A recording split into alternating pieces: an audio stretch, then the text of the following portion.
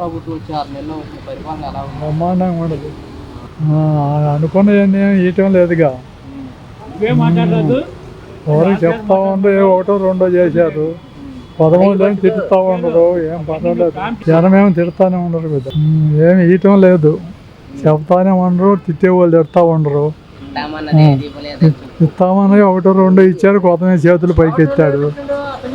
వాళ్ళు ఇస్తేనేమో అన్నీ అప్పులేనన్నారు. మరి ఈయనేమి ఇయటం లేదు. అప్పులు చేసి ఈయన వేయొచ్చుగా, మరి ఈయన లేదు. వాళ్ళని అప్పులు చేశారు, ఖజానా ఖాళీ చేసి పెట్టాడు అని చెప్తున్నాడు. నిలిచేది లేదు, జనం అల్లాడిపోతాం. టాపీ వాళ్ళకి ఇసుక సరిగా అందలేదు, ఫ్రీ ఇసుక అన్నాడు. ఆ మందేమో వారికి తగ్గిస్తామన్నారు, మందులు కూడా పెడతాను. ఏ నిర్వాహక జనం అల్లాడిపోతుండ్రు. అక్కడ ఎవరికి ఏం బాగలేదు, వ్యాపారాలు ఎవరికి ఏం లేవు. ఏ వ్యాపారం లేదు.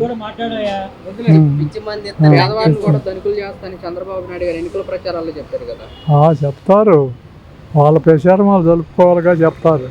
ఇక్కడ జనానికి తెలియాలిగా ఎవరు ఇచ్చేది ఇవ్వండి. సరే, ఓకే.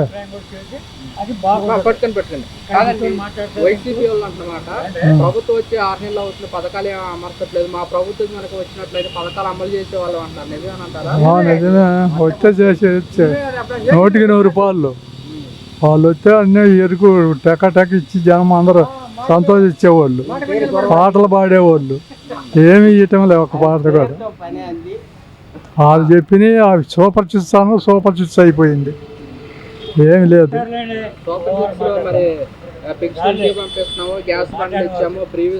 ఏం గ్యాస్ బండ్లు ఇచ్చాను, కొందరికి మామూలు పర్లేదని గొడవ అయ్యే రిటర్న్ ఇచ్చి పర్లేదు, కొంతమందికి పడుతుంది అంటే కొంతమందికి ఇవ్వలేదు. అది ద్వీపం పథకమా, అది ఏదో ఉన్న వాళ్ళకే ఇస్తారు అంట. అనుకున్న ఏమి ఇయ్యలే, ద్వీపమా ఇవ్వటం లేదు.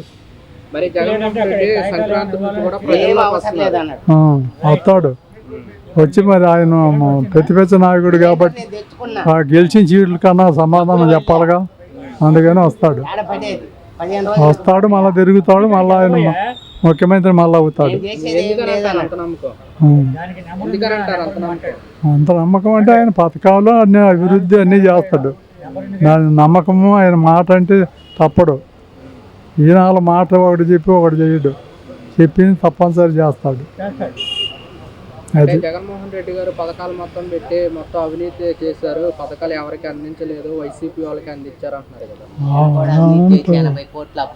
ఈయన అప్పటికే అప్పు చేసిండు 6 నెలలకే. అక్కడ అందరూ నిర్మల సీతారామే చెప్తుంది, అప్పుడు ఎంత చేసింది, ఇప్పుడు ఎంత చేసింది, ఇంకంతకన్నా ఏం కావాలా?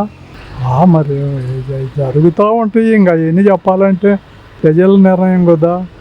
వాళ్ళు ఏం చేశారో ఏమైందో జనానికి తెలుసు. వచ్చిన తర్వాత ఏదో చెప్తారు, అవన్నీ మామూలే.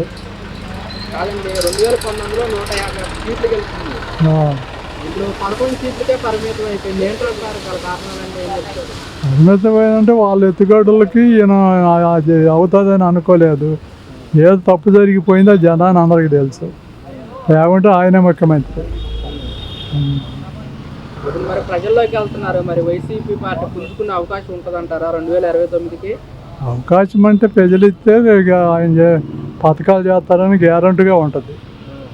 మరి వైఎస్ఆర్ కాంగ్రెస్ పార్టీ నుంచి కొంతమంది రాజీనామాలు చేసి వేరే పార్టీలోకి కూడా వెళ్ళిపోతున్నారు కదా. రాజీనామా అంటే వాళ్ళు సంపాదించుకోవటానికి వాళ్ళ అవకాశాలు బట్టి పోతూ ఉంటారు. వాళ్ళు పోతే కొత్త వాళ్ళు 10 మంది వస్తారు. మరి పార్టీకి రాజీనామా చేసుకోతే మరి పార్టీకి బలం తగ్గిపోతుంది కదా. ఏమి తగ్గదంగా, వాడు పోతే ఇంకొకరు పుట్టుకొస్తారు. 10 మంది ఉన్నారు. ఆంధ్ర రాష్ట్రంలో జనం కరువా, చాలా మంది ఉన్నారు. పోయినోడు పోతాడు, ఉన్న వాళ్ళు వస్తూ ఉంటారు, అది మామూలే. మరి కొత్త వాళ్ళు వస్తే మరి రాజకీయ పరంగా వాళ్ళకి అంత అనుభవం ఉండదు కదా. అనుభవం ఉన్న వాళ్ళే వస్తారు. వాళ్ళు ఉన్నోళ్ళే అనుభవం ఏముంది, ప్రజలకి అందరికి తెలియతే అట్లా ఉండాలి, అందరూ వస్తారు. వాళ్ళే ఉంది, ఎప్పుడు వాళ్ళే వెళ్తారా. రాజీవ్ గాంధీ పోయారు, మరి రాజశేఖర రెడ్డి పోయాడు, ఎన్టీ రామారావు పోయాడు. ఇప్పుడు వచ్చి వీళ్ళు చేయలేదా? అట్లాగనే చేస్తారు, చేయకుండా ఉంటారా, అందరూ చేస్తారు. ఇప్పుడు వైఎస్ఆర్ కాంగ్రెస్ పార్టీకి సంబంధించిన నాయకుల మీద కానివ్వండి, కార్యకర్తల మీద కానివ్వండి కేసులు పెడుతున్నారని వైసీపీ అంటున్నమాట. వైసీపీలు అంటే పెడతారు, వాళ్ళ అధికారం ఉంది కాబట్టి వాళ్ళు పెడతారు. పెడితే వాళ్ళు మటుకు ఈ తడవ వచ్చినప్పుడు వాళ్ళు పెడతారు. వాళ్ళు మటుకు ఎవరికి ఎందుకు ఉంటారు? వీళ్ళ అవకాశం అది దొరికింది కాబట్టి వీళ్ళు పెడతారు. రేపు వాళ్ళ అవకాశం దొరికింది కాబట్టి వాళ్ళు పెడతారు. కాదండి, మరి వాళ్ళ అధికారం వస్తే వీళ్ళ మీద, వీళ్ళ అధికారం వస్తే అది ప్రజలకు ఇబ్బందే కదా. ఇబ్బంది అయితే మరి అది ప్రజలే తెలుసుకోవాలి. ఎవరు ఇబ్బంది పెట్టేది, ఎవరి నమ్మకం వాళ్ళకు ఉంటుంది.